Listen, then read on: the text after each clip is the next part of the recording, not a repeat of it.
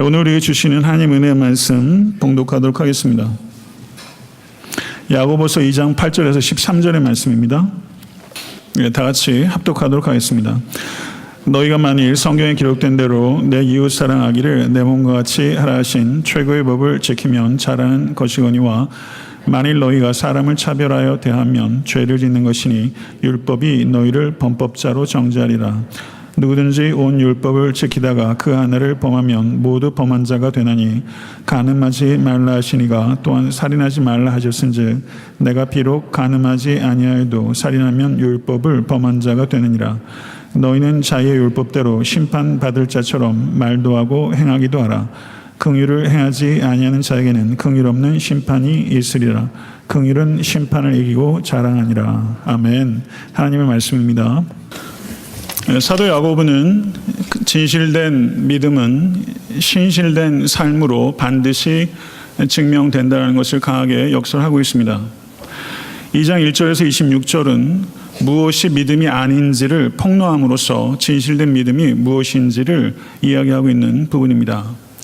2장 1절에서 13절은 차별하는 거짓 믿음을 폭로하고 있고 14절부터 26절은 행함이 없는 거짓 믿음을 폭로하고 있습니다. 지지난주에 제가 설교한 본문이 2장 1절에서 7절인데 2장 1절부터 13절은 차별하는 거짓 믿음을 폭로하는 부분입니다. 2장 1절은 차별하지 말라라는 명령이 기록되어 있고 2절부터 4절은 예루살렘 교회 안에 있었던 가장 차별적인 모습의 한 예로서 부자와 가난한 자에 대한 차별을 이야기하고 있었습니다.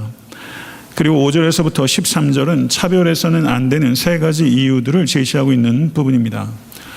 5절의 말씀은 차별해서는 안 되는 신학적 이유로서 하나님께서 외모를 보지 않으시는 분이기 때문에 차별해서는 안 된다고 말씀했습니다. 그리고 6절부터 7절은 차별해서는 안 되는 논리적 이유로서 부자들에게 이용당하고 핍박당하는 일들을 겪어왔으면서도 부자들에게 잘 보이기 위해서 그들을 우대하고 아첨하는 것은 어리석고 우스꽝스러운 일이다라고 이야기를 했습니다. 그리고 오늘 제가 설교할 8절에서부터 13절은 차별해서는 안 되는 성경적 이유로서 그것이 율법을 범하는 죄가 되기 때문이다라고 사도 야고보는 이야기를 할 것입니다. 그러나 제가 오늘 설교하는 방식은 8절부터 13절에 각 절을 강의하는 방식이 아닌 8절에 기록되어 있는 내 이웃을 내 몸과 같이 사랑하라 라는 말씀에 집중해서 오늘 말씀을 전할 것입니다. 그리고 필요하다면 다음 시간에 각 절을 강의하는 방식으로 한 차례 더 설교를 할 수도 있겠습니다. 사도 야고보는 레위기 19장 18절의 말씀을 인용합니다. 너희가 성경에 기록된 대로 내 이웃 사랑하기를 내 몸과 같이 하라 하신 최고의 법을 지키면 잘하는 것이거니와 라고 이야기를 합니다. 예수님께서는 마가복음 12장 28절 34절에 모든 계명 중에 첫째가 무엇이니까? 라는 서기관의 질문에 대답하시면서 첫째는 이것이니 이스라엘아 들으라. 곧 주 우리 하나님은 유일한 주시라. 내 마음을 다하고 목숨을 다하고 뜻을 다하고 힘을 다하여 주 너의 하나님을 사랑하라 하신 이것이요. 이 말씀은 이사야서 6장 4절에서 5절의 말씀을 인용하심으로 대답하신 것입니다. 그리고 연이어 둘째는 이것이니 내 이웃을 내 자신과 같이 사랑하라 하신 것이라. 이보다 더 큰 계명이 없느니라. 예수께서 두 번째 계명을 이야기하시면서 레위기 19장 18절을 인용하셨던 것입니다. 사도 바울도 갈라디아서에서 로마서에서 이 레위기 말씀을 인용하고 있는데요. 로마서 13장 9절을 보게 되면 간음하지 말라, 살인하지 말라, 도둑질하지 말라, 탐내지 말라 한 것과 그 외에 다른 계명이 있을지라도 내 이웃을 내 자신과 같이 사랑하라 하신 그 말씀 가운데 다 들었느니라. 이렇게 가르치셨습니다. 성도 여러분, 내 이웃 사랑하기를 내 몸과 같이 하라. 이것이 기독교 신앙의 정수입니다. 마치 물 한 방울 안에 해와 달을 담을 수 있는 것처럼 기독교 윤리의 모든 핵심이 내 이웃 사랑하기를 내 몸과 같이 하라. 이 말씀 가운데 담겨 있는 것입니다. 사랑하다라고 번역되고 있는 헬라어가 아가파오라는 동사고 사랑이라고 번역되고 있는 이 명사는 아가페입니다. 그리스도로 사랑을 표현한 여러 가지 말들이 있지만 여기에서 이 명사는 아가페입니다. 근데 이 아가페라는 이 명사가 고전 헬라어에서는 전혀 쓰이지 않았다는 것을 우리는 주목해야 될 필요가 있습니다. 헬라의 그 유수한 철학자들과 수많은 헬라의 시인들은 이 아가페라는 단어를 그들의 작품 가운데 전혀 사용하지 않았습니다. 구약 성경의 헬라어 역본인 셉터진트 70인역을 보게 되면 이 아가페라는 단어가 매우 드물게 등장합니다. 그러면 이 아가페라는 이 신적 사랑은 언제 극치적으로 계시가 되었을까요? 우리 주 예수 그리스도의 십자가 위에서 세상 철학자들과 시인은 노래하지 않았던, 노래할 수 없었던 그 아가페 사랑이 예수 그리스도의 십자가 위에서 완벽하게 계시된 것입니다. 이 아가페의 사랑은 세상의 철학자도, 세상의 시인도, 세상의 문화나 세상의 교양으로서 도저히 도달할 수 없고, 그리고 실천할 수 없고 열매 맺을 수 없는 유의 사랑, 그 신적 사랑, 이 바로 이 사랑이 예수 그리스도의 사랑이고 그리스도께서 우리에게 요청하는 사랑인 것입니다. 그렇다면 어떻게 우리가, 여러분과 저와 같은 사람이 아가페라는 이 사랑을 추구하고 실천할 수 있을까요? 성도 여러분, 십자가는 나 때문에 예수 그리스도께서 죽으셔야 했을 만큼 나의 죄가 심각하다는 것을 의미합니다. 또한 십자가는 나를 위하여 예수 그리스도께서 죽으셔야 했을 만큼 나를 귀히 여긴다는 명백한 증거입니다. 믿으십니까? 십자가는 내가 얼마나 죄된 존재이고 동시에 얼마나 귀한 존재인지를 비추어주는 거울인 것입니다.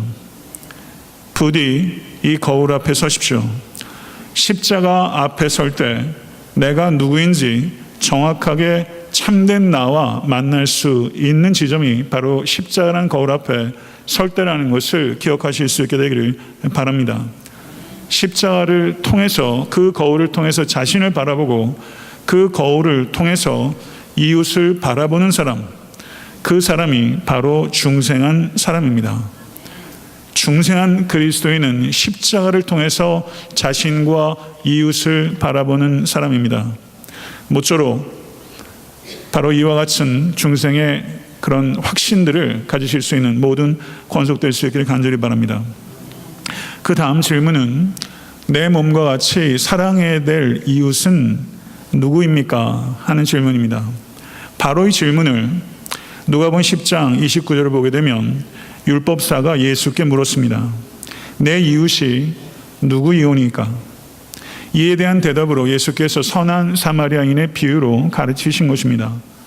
강도당한 사람을 외면한 사람들은 성전 제사를 담당하는 제사장과 성전의 제반 업무를 담당하는 레위인이었습니다. 이들이 레위기 19장 18절의 말씀을 몰랐을 리가 없습니다. 이들은 이 말씀으로 회중들을 가르쳤던 사람입니다. 그렇지만 이들의 암과 이들의 삶은 철저하게 분리됐던 것입니다. 만약에 이 제사장과 레위인이 강도당한 사람을 예루살렘 한 복판에서 만났다면 이 제사장과 이 레위인은 강도당한 사람 지나치지 않았을 것입니다. 왜 이 사람은 지나쳤을까요? 그것은 아무도 보는 사람이 없었기 때문입니다. 여러분과 저의 진정한 인간됨, 성도됨은 아무도 보는 사람이 없을 때 우리의 말과 행실이 어떠한가를 통해서 정확하게 드러나게 되는 것입니다. 강도당한 사람을 도와줄 거라고 전혀 예측할 수 없었던 의외의 사람, 사마리아 사람이 이 강도당한 사람을 도와줬습니다. 기름과 포도주를 그 상처에 부었고 싸매고 자기 짐승에 태워서 주막으로 데리고 와서 돌봐주었습니다. 그리고 잘 아시는 대로 이 사마리아 사람의 선행은 거기에 그치지 않았습니다. 밤새 돌봐주고 이튿날 데나리온 2를 주막 주인에게 맡겼습니다. 이 사마리아 사람의 선행은 즉흥적이거나 감상적인 것이 아니었다는 뜻입니다. 이튿날에도 지속되었던 섬김입니다. 이 사마리아인의 돌봄은 시간과 물질과 육체적인 노동과 희생을 감수한 이 사람의 일관된 삶의 방식이었다는 것을 의미하는 것입니다. 예수님께서는 바로 이 사마리아 사람을 내 이웃을 내 몸과 같이 사랑하는 모범으로서 제시하신 것입니다. 비유를 마치시고 예수님께서 누가복음 10장 36절에서 이렇게 물으셨습니다. 예수님은 질문을 받으셨을 때 그 사람에게 카운터 퀘스천, 되묻는 방식으로 질문을 하셨고, 질문을 통해서 가르침을 총체적으로 함축하는 위대한 선생이었습니다. 예수께서 이 율법사에게 이렇게 물으셨습니다. 누가 강도 만난 자의 이웃이 되겠느냐? 내 이웃이 누구 이웃입니까? 라고 이 율법사가 물었는데, 예수께서는 누가 강도 만난 자의 이웃이 되겠느냐? 라고 질문의 초점을 바꾸신 것입니다. 내 이웃이 누구 이웃입니까? 라는 질문이 철저하게 자기중심적인 질문이라면, 예수님께서는 관점을 바꾸셔서 도움이 절실히 필요한 사람의 관점으로 질문을 되물으신 것입니다. 율법사가 누가 내 이웃입니까?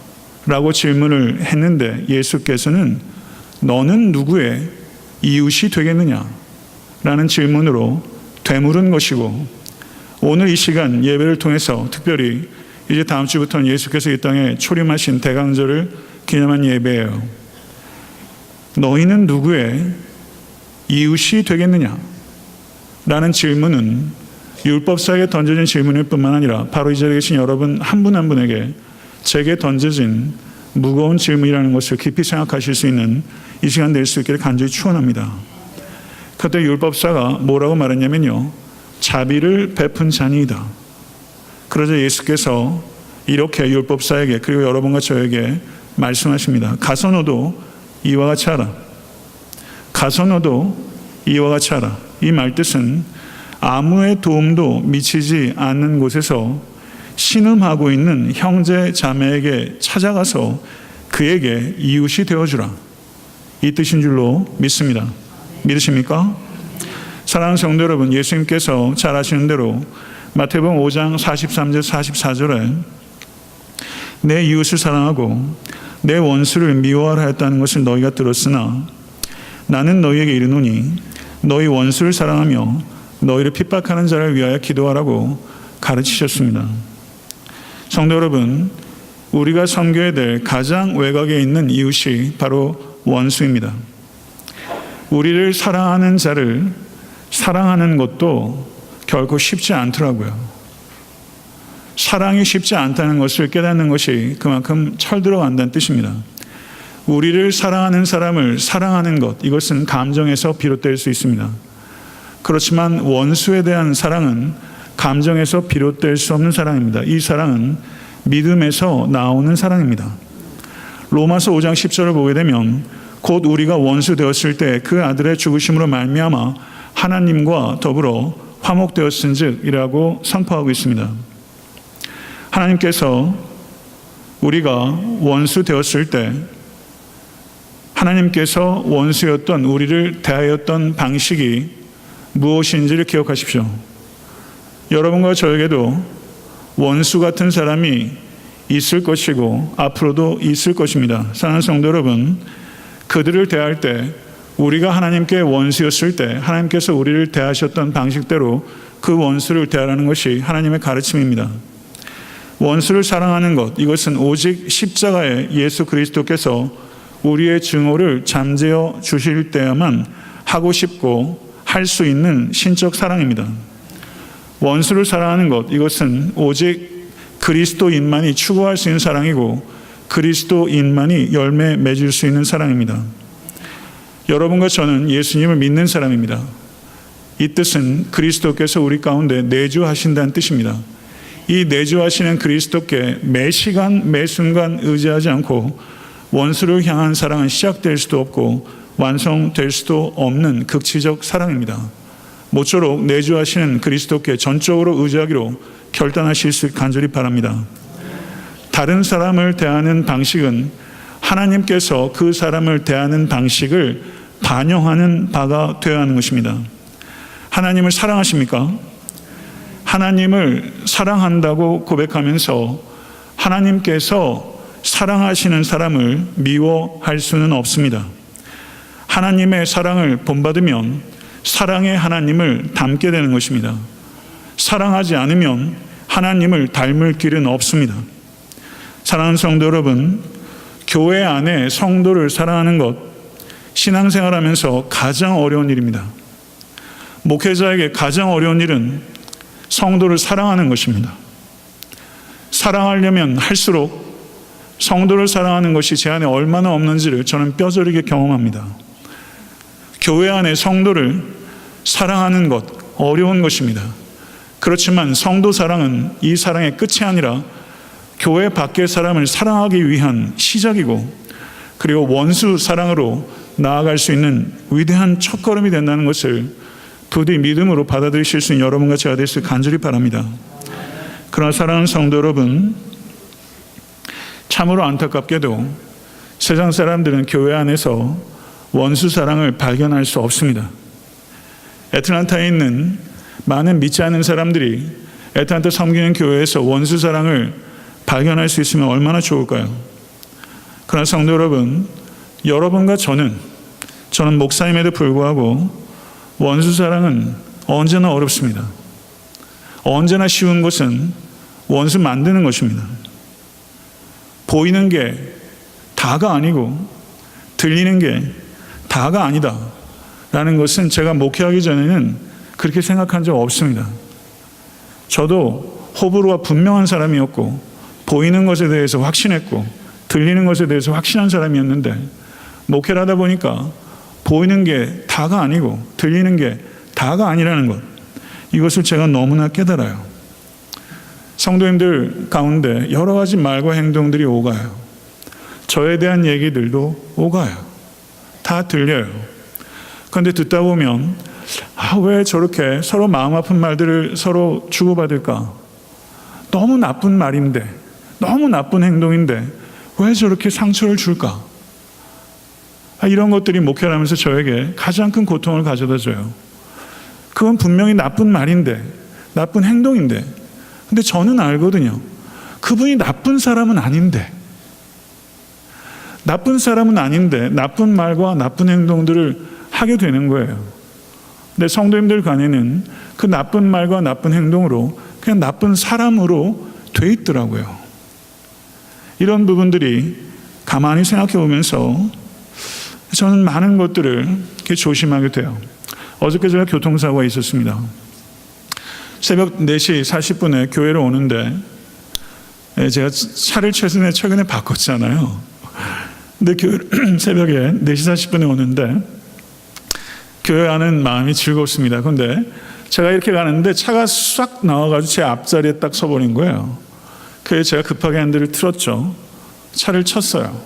그리고 옆에 그 도로 표지판이 있었어요. 그걸 치고 나가서 한 1.5m 되는 또랑에 제 차가 딱 박혔습니다. 새벽 예배 오러 나오는 길에. 그래서 차에서 간신히 기어 나와서 보니까 그 차는 이렇게 없어졌더라고요. 아무도 없어요. 그래서 그 부목사님께 전화를 드렸죠. 이만 하니까 나를 픽업해라. 이렇게 왔고, 그 교회 와서 설교했고, 그 다시 현장으로 갔어요. 그 경찰이 왔어요. 그래서 제가 이런 얘기를 자초지종에 설명을 했어요. 그 차를 끄집어 내보니까 그 차를 제가 친 건 아닌 것 같은 거예요. 그런 흔적이 없어요. 그러니까 틀면서 곧바로 표지판을 친 걸 저는 차를 쳤다고 생각했고 박혔어요. 근데 경찰이 저한테 뭐라고 하는지 아세요? 저는 프리처고 가서 예배드리고 또 이렇게 왔고 이렇게 했는데 저보고 라이어래요. 거짓말한대요. 제가 과속해서 사고 내놓고 거짓말한대요. 그러니까 이게 지금 굉장히 마음이 안 좋더라고요. 어떻게 그렇게 얘기를 하느냐. 나는 confused 돼서 그런데 그렇게 얘기를 하는 거예요. 보이는 게 다가 아닌데 보지 못하고도 그게 다라고 하더라고요. 그래서 저도 제가 목회를 하다 보니까 이런 게 그게 언짢지 않고 이 사람 그럴 수 있겠다. 그리고 제가 이분 위해서 기도하게 되더라고요. 제가 예전에 이게 가능하지 않았어요. 옳고 그른 거 제가 끝까지 따졌거든요. 그런데 가만히 생각하다 보니까 내가 이렇게 경찰관처럼 할 때가 많이 있었겠구나. 보이는 것도 다가 아닌데 보지 못하고 어슴해서 그렇다고 단정지어서 얘기를 하고 거짓말자입니다. 이런 생각과 태도를 가지고 관계를 과연 맺을 수 있을까? 전 교회 내에 이런 경찰관들이 많이 있다고 생각해요. 의도하지 않았지만 우리는 이렇게 경찰관들은 많이 합니다. 어슴하는 거죠. 그럴 것이다. 저는 목회를 하면서 그런 생각을 합니다. 제가 많은 사람을 만나요. 그래서 저는 제가 만난 사람들이 저를 통해서 그 만남을 통해서 좀 더 나은 사람이 될 수 있다면, 다윗이라는 사람이 인물됨이 있는데 이 다윗이라는 사람의 인물됨이 폭발적으로 성장할 수 있었던 것은 그 요나단이라는 사람이 있었어요. 요나단이 그 내면을 견고하게 다져줬기 때문에 기꺼이 거름이 됐던 사람이 있기 때문에 다윗이라는 인물이 꼽혔어요. 저는 제가 만나는 한 사람 한 사람이 제게는 참 소중합니다. 저를 통해서 퇴보한다면 그게 저한테 얼마나 슬픈 일이겠어요. 저를 통해서 이분이 좀 더 인간다워질 수 있고 좀 더 성도다워질 수 있다면 얼마나 좋을까. 이건 목회자인 저에게 참 중요한 소명일 뿐만 아니라 한 인간으로서 그리고 한 그리스도인으로서 저에게는 이게 가장 중요한 가치예요.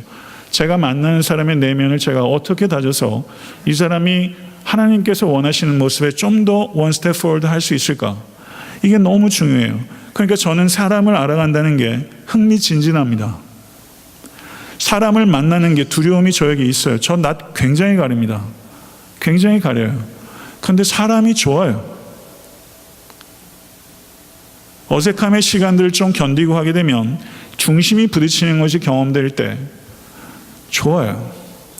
그런데 가만히 생각해 보면요, 우리가 정말 예의 격식 차리는 관계를 떠나서 정말 친구가 될 때까지는 관계의 위기를 경험하지 않고 부부관계가 어떻게 다져지며 관계의 위기가 없이 부모 자식 간의 관계는 어떻게 다져지겠어요? 그러면 결국 좋은 관계는 관계의 위기를 잘 극복함을 통해서 얻어지는 선물이라는 거죠. 사랑하는 성도 여러분, 원수 사랑합시다. 이건 관념적인 얘기가 될 가능성이 높아요. 종교적 수사로 그칠 가능성이 높습니다. 원수 사랑하자 구호 올리는 것보다 옆에 있는 형제 사랑하는 것이 훨씬 어려워요. 우리가 원수 사랑하자라는 구호를 외치면서 인류애를 얘기하면서 자기 도취에 빠지지 마십시오. 옆에 있는 형제 사랑하는 것이 훨씬 어렵습니다. 그리고 이 형제를 사랑하는 데서 비롯될 때 우리가 원수 사랑에까지로 나아갈 수 있게 된다는 것이죠. 원수를 도대체 왜 사랑해야 합니까? 사랑하고 싶으십니까? 그러고 싶지 않습니다. 저 역시 마찬가지예요. 그런데 왜 사랑해야 합니까? 하나님께서 기뻐하시기 때문입니다. 요셉이 형들을 용서하는 것, 시간이 필요했어요. 얼마나 기도했겠습니까? 만났죠. 그래서 만나서 얼마나 신중하게 접근합니까? 용서하는데도 지혜가 필요한 거예요. 지혜롭게 관계를 몇 번 요셉이 울고 하면서 자기가 만나자마자 내가 요셉에 형 다 용서할게 이렇게 어설프게 접근해요. 지혜롭게 자기희생적으로 모든 일들을 치우면서 형들을 먹이고 입히면서 그들의 머리에 숯을 놓은 거예요. 사도 바울의 표현대로 하면 하나님께서는 우리가 원수에게 보복하는 것을 원하는 것이 아니라 원수의 필요를 채우는 것을 하늘에 계신 하나님께서 원하십니다. 믿으십니까? 원수의 필요를 채우라. 그 필요를 채움으로 원수의 양심을 자극하라. 부끄러움이 깨어날 수 있도록 하라. 회개의 기회를 제공하라. 회개의 기회를 제공하라는 거예요. 원수의 머리에 숯을 놓으라. 회개 안 할 수 있습니다. 그럴 가능성이 더 클 거예요. 그러나 회개의 기회를 제공하라. 이것이 하나님의 뜻입니다. 악을 악으로 욕을 욕으로 갚지 말고 도리어 복을 빌라. 이를 위하여 너희가 부르심을 받았으니 이는 복을 이어받게 하려 하심이니라. 아멘. 이 말씀에 아멘하기가 저에게도 언제나 너무 어려워요. 우리의 문제는 예수님께서 하셨던 행동을 하려고 안 하면서 예수 사랑해요 하면서 우는 거예요. 예수께서 하셨던 행동을 안 하면서 예수 사랑해요 하면서 울어요. 예수님의 행동을 따르지 않으면서 예수님은 예배해요. 그리스도께서는 저주하는 자에게 도리어 복을 주라고 하셨고 그것이 그리스도인은 여러분과 저에게 소명이라고 말씀하셨어요. 그리고 원수를 사랑하는 것이 복을 받게 되는 통로라고 말씀하셨습니다. 믿으십니까? 아멘. 아멘 소리가 목에서 안 나와요. 저도 안 나와요. 성도 여러분, 모든 분노가 다 죄가 아닙니다. 거룩한 분노가 있어요. 모든 미움이 다 죄가 아닙니다. 거룩한 미움이 있어요. 거룩한 미움은 개인의 원수가 아니라 하나님의 원수에 대한 미움이에요. 개인의 적이나 앙심이나 자존심 상한 것에서 완전히 자유롭고 하나님의 영광을 사랑하는 마음에서 불타오르는 미움이에요. 시편의 저주 시편을 보세요. 하나님을 사랑하기 때문에 하나님의 원수를 향한 저주를 쏟아놓고 있는 거예요. 갈라디아서 1장 7절에서 9절을 보십시오. 사도 바울이 거짓 복음을 전하는 자에게 저주가 있을지어다 라고 말했어요. 사도 바울은요, 자기에게 반대하는 사람을 얘기하는 게 아닙니다. 복음을 훼손하는 자에게 대한 저주를 퍼부은 거예요. 하나님의 원수, 복음의 원수에 대해서 격정을 가져야 합니다. 복음의 원수에 대해서 목사가 격정을 가져야 돼요. 온전한 미움, 거룩한 미움, 그 미움이 여러분과 저에게 있어야 됩니다. 그렇지만 여러분과 저의 미움의 90% 이상은요, 거룩한 미움이 아니에요. 오늘 이 시간 여러분과 저는 결단해야 합니다. 거룩한 미움이 아닌 미움을 내려놓을 수 없습니다. 내 힘으로 안 됩니다. 그 미움 내려놓게 해달라고 기도하시기로 결단하십시오. 예수님께서는 자신의 십자가에 못 박은 로마 군인을 향해서 기도하셨어요. 모욕하는 자와 박해하는 자를 위하여 기도하라. 이것이 비실제적인 종교적 환상을 얘기하는 게 아니라는 뜻입니다. 십자가 위에 예수님께서는 여러분과 저에게 지금 이 시간 초대하고 계세요. 원수를 위해서 기도하라는 거예요. 이게 십자가의 예수께서 여러분과 저를 향한 초대예요. 이 초대장 받고 싶지 않습니다. 그러나 주님께서 이 초대를 하고 계세요. 이 초청에 가장 먼저 응답한 사람이 사도행전 6장과 7장의 스데반이에요. 스펄전 목사님이 이렇게 말했습니다. 모욕하고 박해하는 사람이 망치라면 그리스도인들은 모루와 같은 존재가 되어야 합니다. 여러분과 저는요, 박해받은 적 없어요. 자존심 상하는 정도, 좀 불이익 당하는 정도, 오해받는 정도, 욕 듣는 정도예요. 모르는 대장간에서 대장장이가 불에 달군 쇠를 내려칠 때 받침으로 쓰는 쇠덩이에요. 모르는 망치가 내려치는 것을 다 견뎌냅니다. 그게 모루의 역할이에요. 그런데도 불구하고 모루가 깨어지는 법은 없어요. 항상 망치가 깨어져요. 예수 그리스도께서 골고다의 십자가에 의해서 모루처럼 그 모든 것들을 다 받으셨어요. 예수는 골고다의 모루입니다. 예수께서 몸이 깨지셨어요. 그런데 실제 깨진 것은 예수가 아니었습니다. 마가복음 15장 39절에 예수의 사형을 집행했던 백부장이 부러진 망치였어요. 사도행전 6장과 7장을 보게 되면 스데반의 순교가 기록되어 있는데 실제 성경 원어는요, 스데반의 몸이 터졌다고 표현하고 있습니다. 돌에 맞아서 스데반의 몸이 실제 물리적으로 터졌어요. 그런데 스데반은 모루였어요.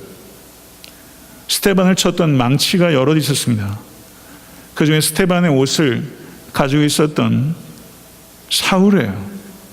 사울이 스데반을 치면서 이 사울이라는 망치가 금이 간 겁니다.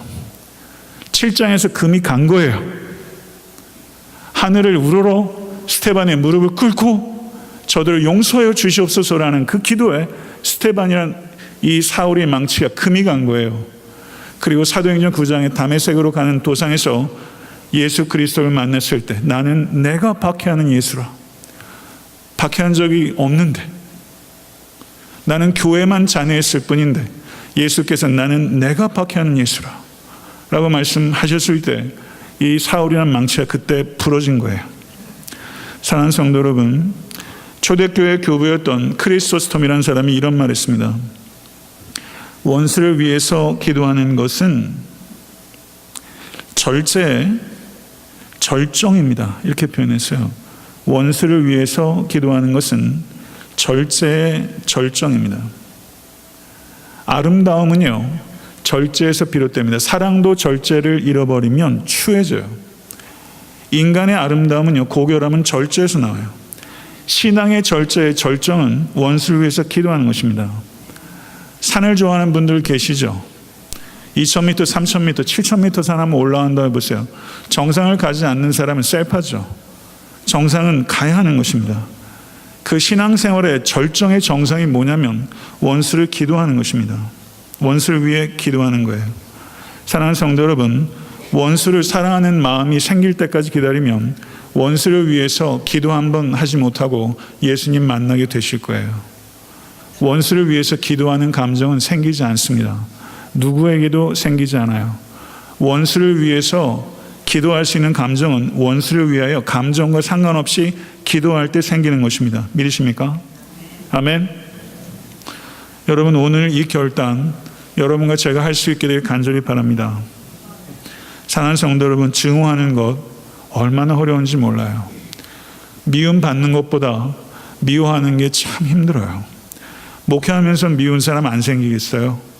제가 성자처럼 보입니까? 착각하지 마세요. 제 안에도 미움이 싹 터요. 싹 터요. 미움이 뿌리를 내릴 수 있어요. 목사 안수를 받고 나서부터 그런 뿌리들이 많이 걷어졌지만 목회를 하다 보면서 정말로 거짓말장애도 되고 이런 일이 참 많아요. 내가 이런 소리까지 들어야 되나? 이런 생각들이 참 많이 들어요.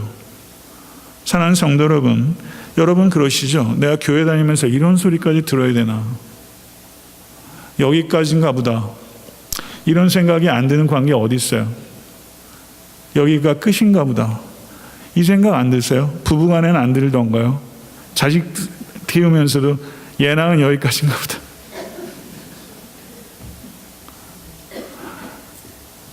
그런데 그 여기까지를 넘어줬기 때문에 제가 죄가 됐더라고요. 부모님이 그걸 넘어주셨기 때문에 제가 목회자가 됐고, 그거를 넘어주지 않고서는 친구는 안 생깁니다.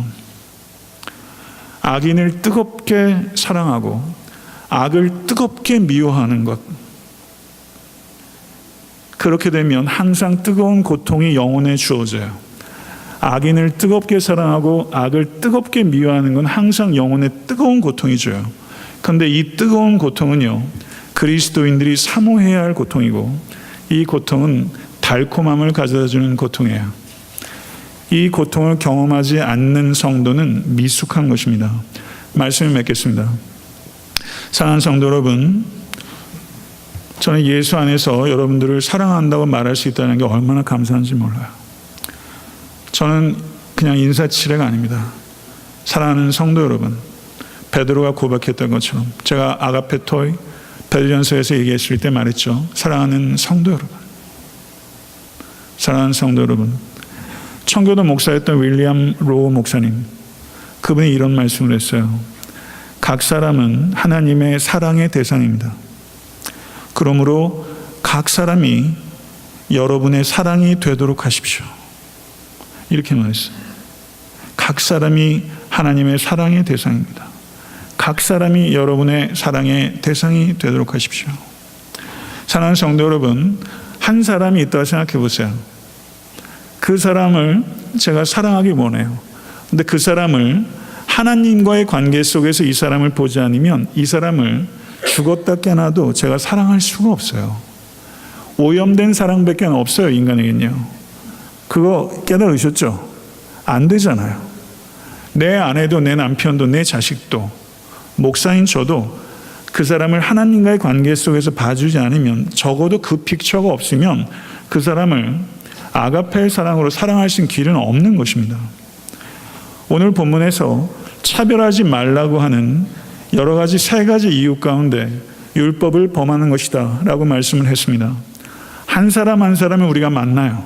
여태까지도 그렇게 인생이 걸어왔어요. 저도 여러분과 제가 만난 한 사람 한 사람으로 제가 지금 여기 있잖아요. 앞으로 만나게 될 한 사람 한 사람을 만날 때마다 차별이 아니라 그리스도의 사랑을 표현할 수 있는 기회라고 여기시지 않겠습니까?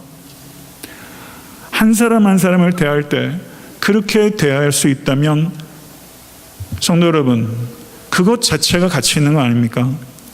그리스도께서는 예수 그리스도의 십자가를 통해서 우리에게 자유를 주셨고, 이 자유는 죄로부터의 자유이며 사랑애로의 자유입니다.